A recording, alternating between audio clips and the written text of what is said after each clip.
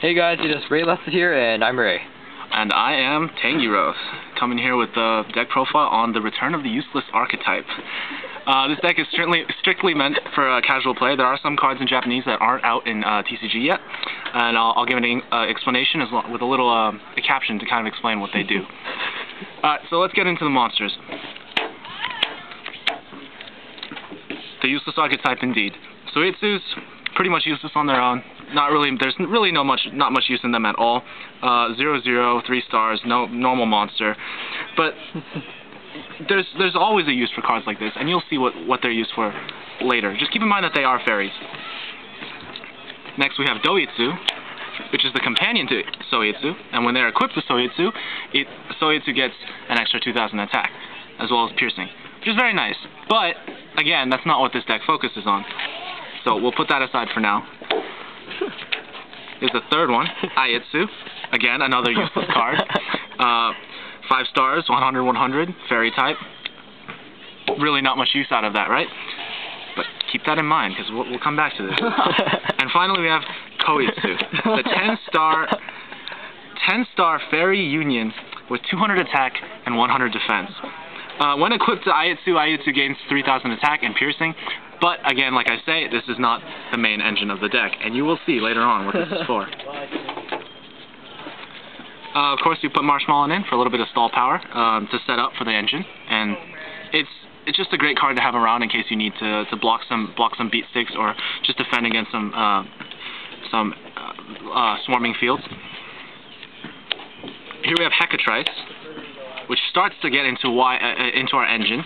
Archetype allows us to search out Valhalla, the Hall of the Fallen, and it's a great card that I'll explain a little bit about later. And now we come to some of our higher leveled monsters, which do play a part in the deck as part of the engine. Here we have Athena, which is a great card on its own. Each time a fairy monster is summoned in any way, you inflict 600 damage. You can also tribute a fairy on the field to special summon a fairy in the graveyard. Quite useful, especially if you don't have the right cards to pull off some big plays. You can just use them as beat sticks. We have Splendid Venus, a very, very useful card. All non-fairy monsters lose 500 attack, and because every card in this deck is a fairy, there's a lot of great utility there. And for options, we have Herald of Orange Light. Now, Herald of Orange Light on its own is a quite useful card. In this deck, it's not as useful when it comes to the engine, but what it does open up options. The fact that it's a tuner with 2 stars and a fairy means we can special summon it with Valhalla and normal summon something else, or tribute it for something else, or we can special summon a higher leveled fairy and then summon Herald to get a higher level Synchro. It's very useful. We can get Black Rose out with it. Say if we have Aietsu, we special summon Aietsu with Valhalla's effect, and then we can get Herald of Orange Light out and get Black Rose. And now we come to the main engine of the deck, which is Inferno Reckless Summon. Now this card is silly. Really, it's not an amazing card on its own, of course, because your opponent does get to special summon as well. But what makes this card amazing is the release of Xyz. Now, the way this deck uses them is very, very different. It bases around special summoning fairies and then chaining Inferno Reckless Summon to get a massive fairies, then further Xyzing to higher rank Xyz monsters. Some of which are not translated yet to TCG, and you'll see them later. Of course, MST, some lovely control, good staples, used to take out field cards, skill drain, what have you, anything you might not like. I hate skill drain, that's a terrible card, deserves to die. Monster Reborn, again, useful. Say if you have an Athena in the graveyard or a Splendid Venus in the graveyard, or if your opponent has a high-level beat stick in the graveyard, you can Monster Reborn it.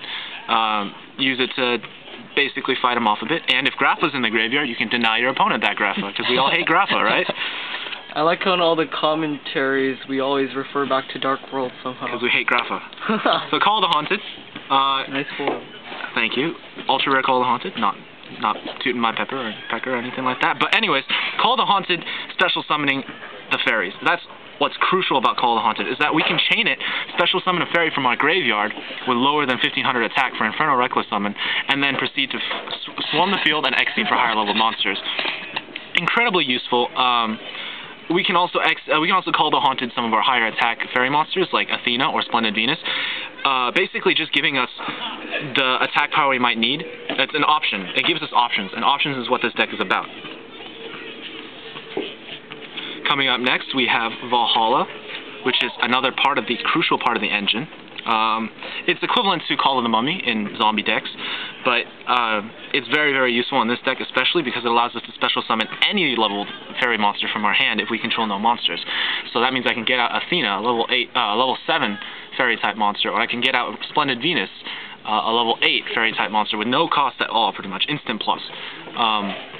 If I also get out Koyutsu, which is less than 100 attack, I can chain Infernal Reckless Summon, allowing me to get out rank 10 XEs off of first turn. Great cards, very useful. First turn. Oh, second turn, of course, yeah, because there needs to be a monster on the opponent's side of the field. Next, we have Celestial Transformation. Now, Celestial Transformation is the card that is used to get rank 8 and rank 7 XEs.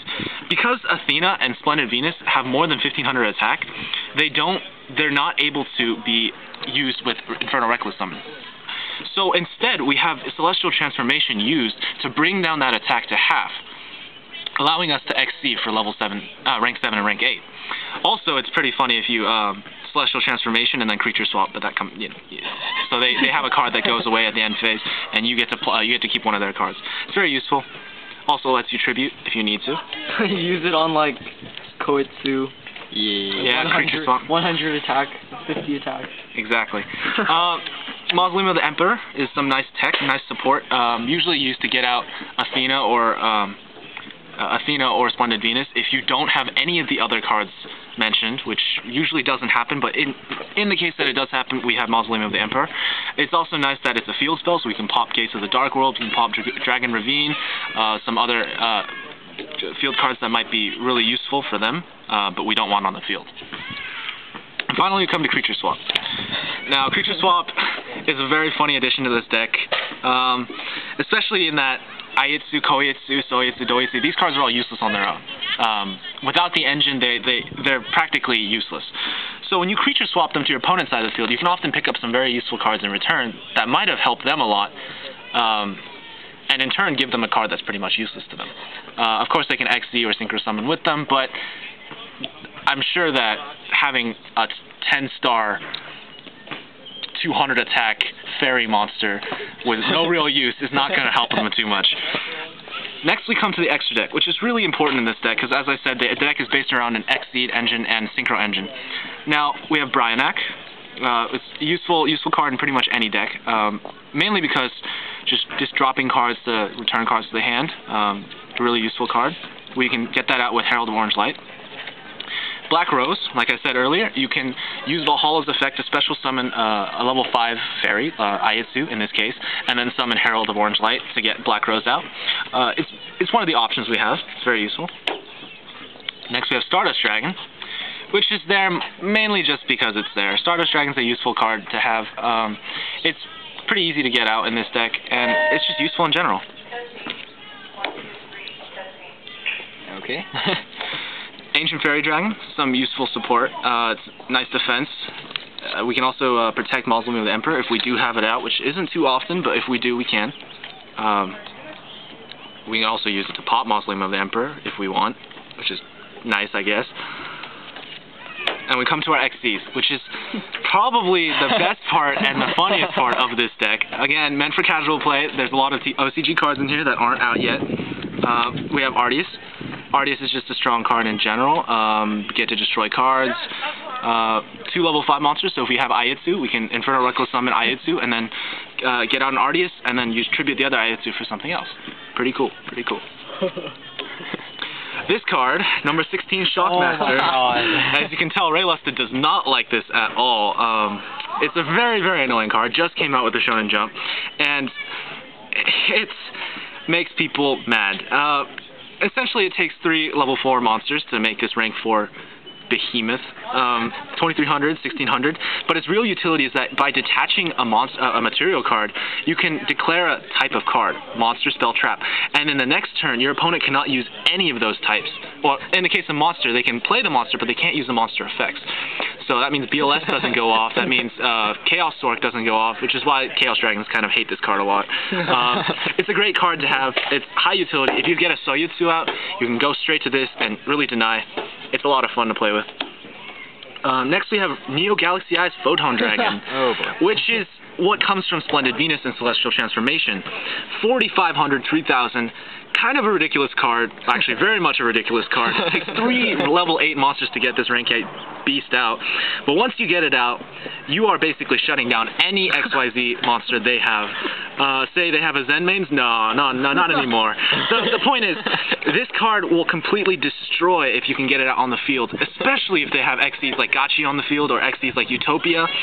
They won't be able to negate your attacks, and you'll be able to attack again and again and again for every material you've stripped off of them. Great card to have. If you can get it out, it's pretty much game. Unless they have a Torrential or BDH, then you're just sad. Then we have number 11, Big Eye, which is a rank 7 monster, comes from Athena.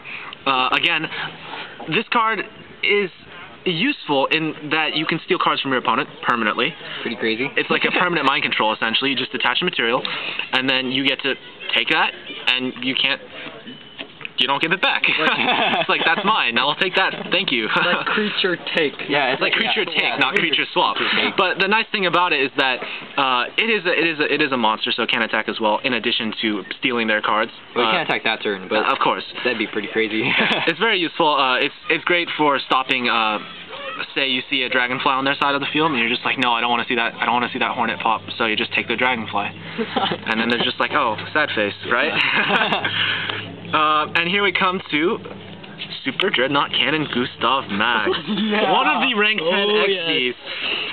Only rank. There's another rank 10 XC, but this card is not out in TCG yet, and it is so unbelievably annoying to play against. It takes 2 level 10 monsters to get this monster out, but once it's out, you can detach a material to do 2,000 damage to your opponent. And did I mention it has 3,000 attack and 3,000 defense? It's a beat stick, it can burn, it's just a monster. And you get this out by using Koetsu along with the Infernal Reckless Summon engine. Really annoying card to get out, really powerful card to have out. 5,000 on its own. Exactly. Christ. Then we have number 40, Gimmick Puppet.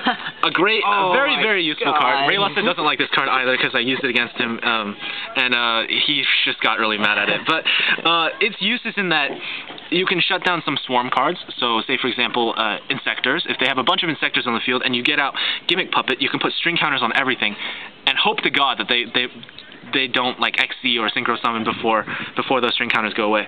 It takes 2 level 8 monsters to get this rank 8 monster out, and what it does is you can detach a material, put string counters on monsters. At the end phase of your opponent's next turn, those monsters, all the other face-up monsters that have string counters on them, blow up. And they do 500 damage for each monster destroyed to the opponent. Useful card, it's 3,000 attack, 2,000 defense. It's just nice to have around. Like some crazy damage stuff. And now we come into the OCG cards. As I said, this casual play. Some of these are not out in America yet. This monster is my baby. We call him Super Dimensional Robo Galaxy Destroyer. Now, to use this card, you have to have 3 level 10 monsters to XC. That's massive. It's hard to get out. But of course, with Koetsu and our Infernal Reckless engine, we can get that out pretty quickly. Its effect is once per turn, you can detach an XYZ material and destroy all spell and trap cards your opponent controls. And your opponent can't activate any spells or traps in response. So essentially, he's like, oh, you want to chain that? Nope. Sorry, no, you can't. You just can't. Nope. And he has 5,000 attack, 2,000 defense. He's a massive beat stick. He shuts down their back line. Great card to have around. And really, really annoying. The only problem is you do have to protect it, because I have gotten torrentialed with this card before, and it's kind of sad. Bottomless does really, really hurt this deck. Okay. Next we come to another one of those, which is called Uparts, Crystal Xenoform. Now this card's not out in TCG yet either. Oparts, thank you. Now Oparts Crystal Xenoform, oh my god, this explanation. Oparts Crystal Xenoform is a rank 3 XE that requires 2 level 3 monsters to get out. This is mostly just there in case I get stuck in a situation where I have a Soyutsu, the level 3 fairy, and I have an Infernal Reckless Summon, and I have a Valhalla, but I have nothing else that would really help me out. And I'm just saying, crap, what would I do here? So I'd use this to get out my Uparts. Now, Uparts is a nice 2100 attack, 1000 defense, but his real utility is in that you can detach material to make it indestructible, and your opponent takes all the battle damage that you would have taken from this card. So, say, for example, they have a massive beat stick out like, oh, I don't know, Super Dimensional Galaxy Robo Destroyer. So, you can, if they have that 5000 beat stick out, you can detach a material, just suicide rush into that, but it won't die. And in the process, it deals 2900 to them. Useful card to have around. It's usually there just for options. Again, options are really important in this deck. And the final card of this XCs to level 10, rank 10, all that crazy stuff, is Dvokak, King of Machinery, also an OCG card, not out yet.